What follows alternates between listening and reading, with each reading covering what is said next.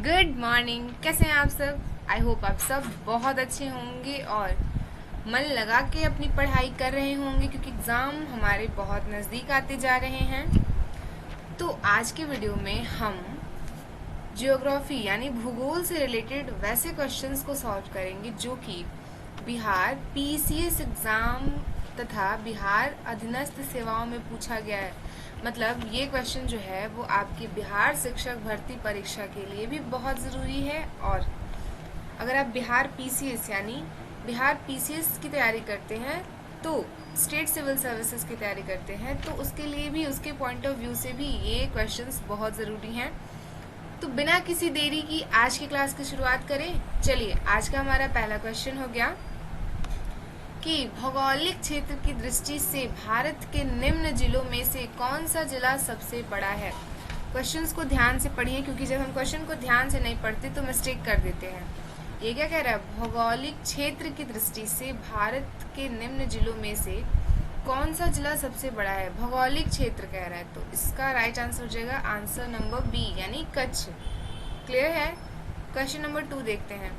क्षेत्रफल के क्रम में भारत के 3 बड़े राज्य कौन से हैं? बताइए, क्षेत्रफल की दृष्टि से भारत के 3 बड़े राज्य कौन से? तो ऑप्शंस देखते हैं। राजस्थान, मध्य प्रदेश एंड महाराष्ट्र। बिल्कुल पहला आंसर इसका सही हो जाएगा। क्षेत्रफल के क्रम में अगर हम देखें तो राजस्थान है, मध्य प्रदेश है, महाराष्ट्र है। क्लियर? ये देखिए, ये मोस्ट इम्पॉर्टेंट क्वेश्चंस की लाइन लिस्ट में आएगा क्योंकि इसको बीपीएससी ने अपने स्टेट पीसीएस के एग्ज़ाम में 53, 55, 48 एंड 52 के प्री में पूछा है। सो इस टाइप के ऑर्गेनाइज करने वाले क्वेश्चंस जो हैं ये तो या तो पूछेगा आपसे कि मतलब क्षेत्रफल के हिसाब से क्रम में बताइए या जनसंख्या के क्रम में बताइए। तो इस टाइप से आप स्टेट को एक बार देख लीजिएगा जो कि आपके एग्ज़ाम के पॉइंट ऑफ व्यू से बहुत ज़्यादा ज़रूरी है। क्वेश्चन नंबर 3 देखिए क्या कहता है कि भारत अवस्थित है। मतलब यहाँ पे भारत का अक्षांश एवं देशांतर बताना है। तो इसका आंसर बताइए मुझे क्या होगा। आप लोगों को पता होना चाहिए कि भारत का अक्षांशीय एवं देशांतरीय विस्तार कितना है, कितना है। तो इसका राइट आंसर हो जाएगा आंसर नंबर 3 भारत का अक्षांशीय विस्तार यानी भारत का अक्षांशीय एवं देशांतरीय विस्तार हो जाएगा आंसर नंबर 3। ठीक है, ये भी आपके 46 के बीपीएससी के प्री में पूछा गया क्वेश्चन है। किस राज्य की अन्य देशों से भौगोलिक सीमाएं नहीं जुड़ी हुई है। देखिए क्या होता है ना कि हम अब फ्लो में जब क्वेश्चंस को पढ़ते हैं तो हम ये नहीं वाला वर्ड है ना जो छोड़ देते हैं। इससे क्या होता है ना हमारे क्वेश्चंस बहुत ज़्यादा गलत होते रहते हैं। तो आप ध्यान रखिए कि अगर आपसे वो हाँ मतलब है पूछ रहा है, पॉजिटिव आंसर पूछ रहा है या नेगेटिव में पूछ रहा है तो किस राज्य की अन्य देशों से भौगोलिक सीमाएं नहीं जुड़ी हैं। बताइए कौन से देश हैं भौगोलिक सीमाएं, कौन से राज्य से कौन से देश से भौगोलिक सीमाएं भारत की नहीं जुड़ी है। तो हरियाणा से कौन से देश की सीमाएं जुड़ी है। मैप देखिए, मैं कहूँगी अगर आप जियोग्राफी यानी भूगोल पढ़ते हैं तो क्या होता है ना जब हम पढ़ते हैं तो हमें अपने साथ मैप रखना चाहिए। क्या होता है कि जब हम अपने टॉपिक्स को उस मैप के साथ रिलेट करते हैं तो जो नॉलेज होता है वो चीज़ें हमें याद होती जाती है, नहीं तो फिर हम भूल जाएंगे। जैसे जैसे अभी हमने पढ़ा भौगोलिक सीमाएं तो आपके माइंड में फट से आना चाहिए कि हरियाणा कहाँ है, उससे बाउंड्री कौन कौन से स्टेट अपनी बाउंड्री बनाते हैं। ठीक है, ये पूछ रहा है देश, अगर ठीक है देश कोई नहीं बनाता तो कौन कौन से भारत के राज्य हैं जो हरियाणा के साथ अपना सीमा साझा करते हैं। तो इस तरह से क्या होता है ना कि एक साथ आप मल्टीपल टाइप के क्वेश्चंस को सॉल्व करने के अप्रॉक्स को मतलब डेवलप करते हो। ठीक है, तो इस टाइप के आपके अंदर एक क्वेश्चंस को सॉल्व करने के मतलब टेक्निकली कह लीजिए कि आप वो चीज़ें कर पाते हो, उसकी हैबिट आपकी हो जाती है कि आप एक क्वेश्चन से कई सारे क्वेश्चंस को सॉल्व करने की टेक्निक को सीख जाते हो। क्वेश्चन नंबर 5 देखिए क्या कहता है कि भारतीय प्रामाणिक समय यानी IST एक ग्रीनविच मध्य समय GMT में अंतर पाया जाता है। तो कितने घंटों का अंतर पाया जाता है? तो हमें पता है कितने घंटों का अंतर पाया जाता है, 2 घंटों का। क्लियर है? इसका राइट आंसर हो जाएगा ऑप्शन नंबर बी। चलिए हम अपने नेक्स्ट क्वेश्चन पे चलते हैं। तो ये 6 नंबर क्वेश्चन कहता है कि असम कुल मिलाकर कितने राज्यों एवं केंद्र शासित प्रदेशों से घिरा हुआ है। बताइए असम कितने राज्यों एवं केंद्र शासित प्रदेशों से घिरा हुआ है? तो इसका राइट आंसर हो जाएगा आंसर नंबर 7। क्लियर? मैं आपको वीडियोस के लास्ट में एक ट्रिक बताऊंगी याद करने का, तो आप उसको देखिएगा, फिर आपको कॉन्सेप्ट क्लियर होगा। और क्या होता है ना, जब हमें बहुत कुछ याद करना होता है तो हम कुछ चीज़ों को ट्रिकली याद करते हैं, ठीक है, जिससे कि एग्जाम के टाइम, अब एक बात बताइए, हम बहुत ज़्यादा पढ़ लें और एग्जाम के टाइम पे हमें याद ही ना आए, तो फिर इसका तो कोई वो नहीं बनता ना, वे नहीं बनता पढ़ने का। तो फिर इसलिए आप वीडियो के लास्ट तक बने रहिए। आपको मैं आज की वीडियो में कुछ ट्रिक शेयर करूंगी जिससे आप क्वेश्चंस को ट्रिकली याद कर सके, जो आपके एग्जाम में आपको याद आए, ठीक है। अगला क्वेश्चन देखिए, क्वेश्चन नंबर 7 क्या कहता है कि राजस्थान की राजधानी कौन सी है? तो इतना सिंपल क्वेश्चन है, बताइए राजस्थान की राजधानी कौन सी है? राजस्थान की राजधानी तो जयपुर है। क्वेश्चन नंबर 8 देखिए क्या कहता है, क्वेश्चन नंबर 8 कहता है कि गुजरात की राजधानी कौन सी है? अब बताइए गुजरात की राजधानी कौन सी है? स्टेट से भी आपके क्वेश्चंस आते हैं, बिल्कुल आते हैं। तो बताइए गुजरात की राजधानी कौन सी है? तो गुजरात की राजधानी, जैसे कि हम सब जानते हैं कि गांधीनगर। इस टाइप के क्वेश्चंस भी आपके एग्जाम में होते हैं। देखिए ऐसा नहीं कि एग्जामिनर बहुत ज़्यादा हार्ड क्वेश्चन ही बनाता है, ठीक है, कुछ क्वेश्चंस इजी होते हैं, कुछ उससे डिफिकल्ट होते हैं और कुछ ज़्यादा डिफिकल्ट होते हैं। तो क्वेश्चन पेपर जो होता है ना, वो हमेशा आपको सारे के सारे क्वेश्चन ऐसे नहीं मिलेंगे जो बहुत ज़्यादा हार्ड हो। उसमें से कुछ ऐसे होंगे जो आप सॉल्व कर पाएँ, कुछ ऐसे होंगे जो आप सॉल्व नहीं कर पा रहे, कुछ में आप 50-50 होते हो। तो क्वेश्चन जो पेपर सेट करते हैं, पेपर सेट करने वाले ऑर्गेनाइजर हैं, वो इस चीज़ का ध्यान रखते हैं, ठीक है। क्वेश्चन नंबर 9 देखिए क्या कहते हैं। वैसे भी ये सारे क्वेश्चंस बीपीएससी ने अपने किसी न किसी एग्जाम में पूछे हैं, तो इसलिए इन सारे क्वेश्चंस को करना ज़रूरी हो जाता है। दिल्ली है, दिल्ली क्या है? दिल्ली एक राज्य है, दिल्ली एक क्या है? स्वयं शासित परिषद है? नहीं, हमें पता है कि दिल्ली एक यूनियन टेरिटरी यानी कि केंद्र शासित प्रदेश है। भारत विस्तृत है, बताइए भारत विस्तृत है, इसका आंसर दीजिए मुझे। क्या इसका अभी हमने अक्षांश देशांतर पढ़ा, तो कितने से कितने देशांतर या अक्षांशों के बीच कहाँ से कहाँ विस्तृत है भारत? बताइए। ये इस वीडियो का आंसर, आपको इस वीडियो का क्वेश्चन रहा, आपको इसका आंसर शेयर करना है कमेंट बॉक्स में। मैं बस इतना बताती हूँ कि इसका आंसर इनमें से कोई नहीं होगा, मतलब अगर ये टॉपिक्स दिए हैं, ये 4 ऑप्शंस होते हैं, तो उपयुक्त में से कोई नहीं इसका आंसर होगा। पर इसका राइट आंसर क्या होगा, अगर आप मेरे वीडियोस को देखते हैं तो आप राइट आंसर को कमेंट करिएगा, ठीक है। आगे चलते हैं। क्वेश्चन नंबर 11 हमारे स्क्रीन पर है कि मैकमोहन रेखा भारत और चीन की सीमा तय करती है, ठीक है। डूरंड किन 2 देशों की सीमा तय करती है? ठीक है, हमें पता है कि भारत और चाइना के मध्य में मैकमोहन रेखा है, बट क्या क्वेश्चन है कि डूरंड रेखा किन 2 देशों के बीच से सीमा साझा करती है? तो इसका राइट आंसर हो जाएगा पाकिस्तान एंड अफगानिस्तान। जो कि डूरंड रेखा है, वो डूरंड रेखा है, वो पाकिस्तान एंड अफगानिस्तान के मध्य यानी सीमा साझा, सीमा तय करती है, उस रेखा का नाम है डूरंड रेखा।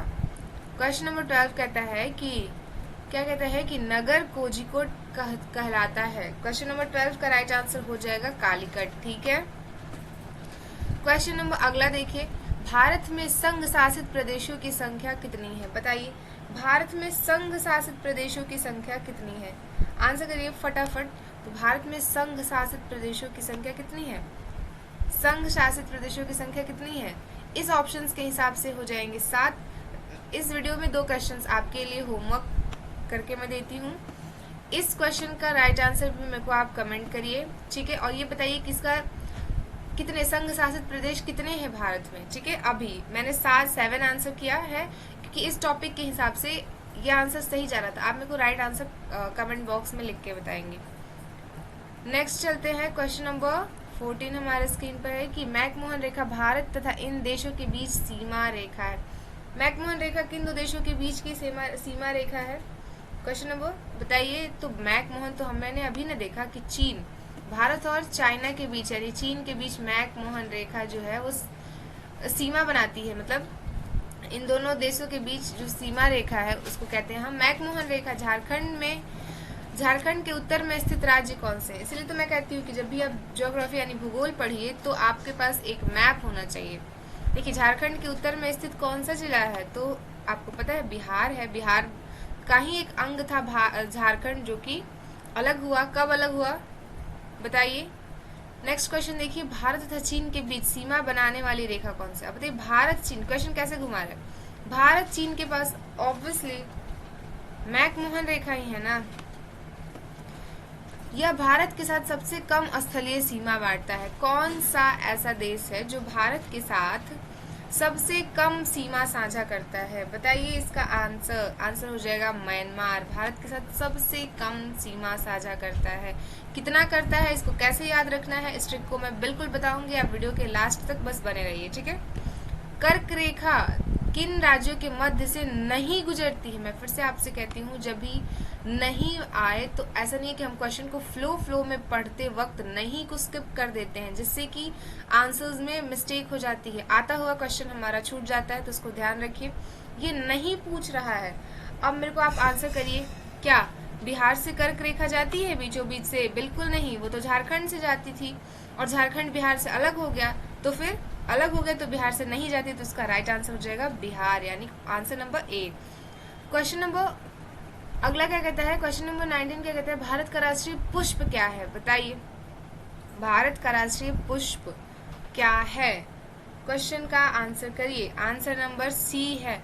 हाँ मुझे पता है, आप मुझे जो आंसर बता रहे हैं वो मुझे पता है, लेकिन इस पे एक बार आप एक बार ध्यान दीजिए। राष्ट्रीय पुष्प तो वो है जो आप अभी कमेंट में आंसर करेंगे या आपने जो भी सोचा है, पर अगर हमारे एग्जाम में ये आंसर आते हैं तो ऐसा नहीं है, हम ये नहीं कह देंगे कि ये तो ऐसा कुछ होता ही नहीं है, ऐसा बिल्कुल नहीं है। इसका राइट आंसर हो जाएगा ऑप्शन नंबर 3, यानी कि निलंबो यूनिसिफेरा, ठीक है। ये राष्ट्रीय पुष्प है। और भारत का राष्ट्रीय पशु टाइगर, भारत का राष्ट्रीय पक्षी मोर, जैसे कि आपको पता ही है। राष्ट्रीय पेड़ हो गया बरगद, और राष्ट्रीय यानी नेशनल फ्रूट हो गया मैंगो। तो ये तो कॉमन क्वेश्चन है, कोई बात नहीं, ठीक है।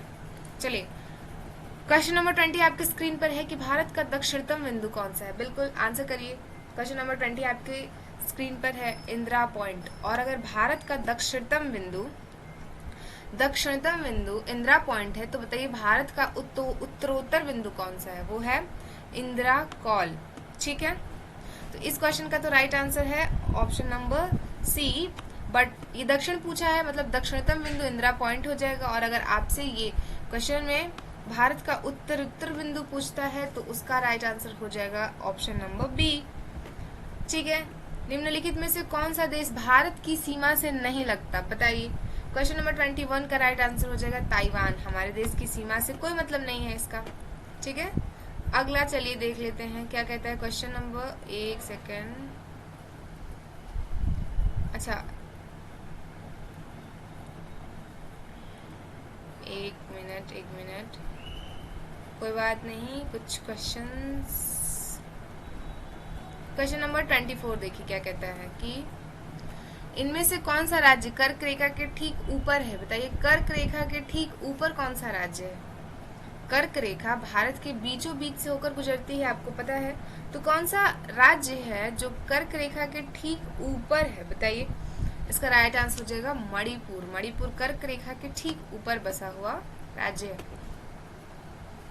निम्नलिखित में से किस भारतीय राज्य की सीमा तिब्बत, नेपाल, भूटान और पश्चिम बंगाल को स्पर्श करती है?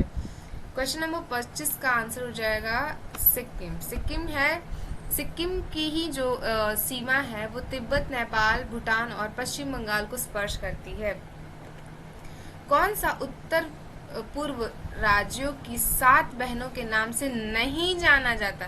कौन सा है जो राज्य है जो उत्तर पश्चिम की जो 7 सिस्टर्स नहीं हम कहते हैं, उत्तर पूर्वी में जो 7 सिस्टर्स हैं, 7 सिस्टर्स राज्य हैं, मतलब 7 बहनें क्यों कहते हैं? क्योंकि वो एक साथ 7 देश राज्य हैं, उसमें से कौन सा एक नहीं है? तो 26 नंबर क्वेश्चन का आंसर बताइए। तो 26 नंबर क्वेश्चन का आंसर हो जाएगा पश्चिम बंगाल, बिल्कुल सही। नेपाल के पड़ोसी भारतीय राज्यों का युग्म कौन सा है? बताइए। क्वेश्चन नंबर 27 का राइट आंसर आपका हो जाएगा बिहार और सिक्किम, ठीक। क्वेश्चन नंबर 28 कहता है कि भारत का सुदूरस्थ उत्तरी बिंदु कौन सा है? क्वेश्चन नंबर 28 का राइट आंसर हो जाएगा इंदिरा कॉल। क्वेश्चन नंबर 29, किस शहर को द क्वीन ऑफ हिल्स की संज्ञा दी गई है? बताइए। क्वेश्चन नंबर 29 का राइट आंसर हो जाएगा द क्वीन ऑफ हिल्स कौन है? दार्जिलिंग है, पटना है नहीं, जहानाबाद होगा नहीं, लखनऊ होगा नहीं, तो the queen of hill station कौन सा हो सकता है? ऑब्वियसली दार्जिलिंग ही होगा। क्वेश्चन नंबर अगला देखिए, भारत के दक्कन के पठार पर बेसाल्ट निर्मित लावा सेलो का निर्माण हुआ है। कौन से सेलो का निर्माण हुआ है? तो ये है क्रिटेशियस युग की सेल। ठीक है, हमने 30 क्वेश्चंस किए, अब हम कुछ टॉपिक्स को भी समझेंगे। ठीक है, जस्ट अ मिनट, मैं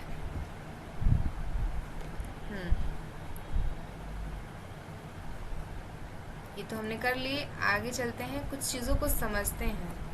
अच्छा 1 सेकेंड, थोड़ा ज़्यादा बड़ा हो गया ये।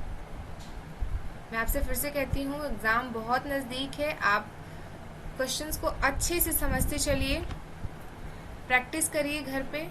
ठीक है, याद करिए, OMR पे इसको सॉल्व करिए। देखिए, मैंने कुछ भारत के सर्वाधिक बड़ा और लंबे तथा ऊंचे, जो कि अधिकतर क्वेश्चंस में पूछ लिया जाता है, उसको मैंने यहाँ पे करके रखा है। आप एक बार एक नज़र से इसको देखिए।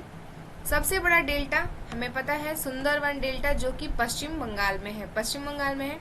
सबसे बड़ा कॉरिडोरियर कौन सा है? तो ये है रामेश्वरम मंदिर, जो कि कहाँ है? जो कि तमिल में स्थित है। कहाँ है? तमिल में। ठीक, खारे पानी की सबसे बड़ी झील कौन सी है? तो खारे पानी की सबसे बड़ी झील है चिल्का झील, जो कि उड़ीसा में स्थित है। मीठे पानी की सबसे बड़ी झील कौन सी है? तो मीठे पानी की सबसे बड़ी झील है वुलर झील, जो कि जम्मू एंड कश्मीर में स्थित है। सबसे बड़ी मस्जिद कौन सी है? तो ताज उल मस्जिद, जो कि भोपाल में है, वो भारत में सर्वाधिक बड़ी मस्जिद है। ठीक है, सबसे बड़ा गुफा कौन सा है? जैसा हमें पता है कैलाश मंदिर यानी एलोरा का गुफा। ठीक है, जो कि महाराष्ट्र में पड़ता है। सबसे बड़ा रेगिस्तान, भारत का सबसे बड़ा रेगिस्तान कौन सा है? थार है, जो कहाँ है बताइए? जो राजस्थान में पड़ता है। ठीक, और एशिया का सबसे बड़ा या विश्व का सबसे बड़ा रेगिस्तान कहाँ है? तो वो है एशिया का नहीं, विश्व का सबसे बड़ा रेगिस्तान कहाँ है? साउथ अफ्रीका में, जो कि है सहारा। ठीक है, सबसे ऊंचा बांध कौन सा है? तो टिहरी बांध जो है वो भारत का सबसे ऊंचा बांध है।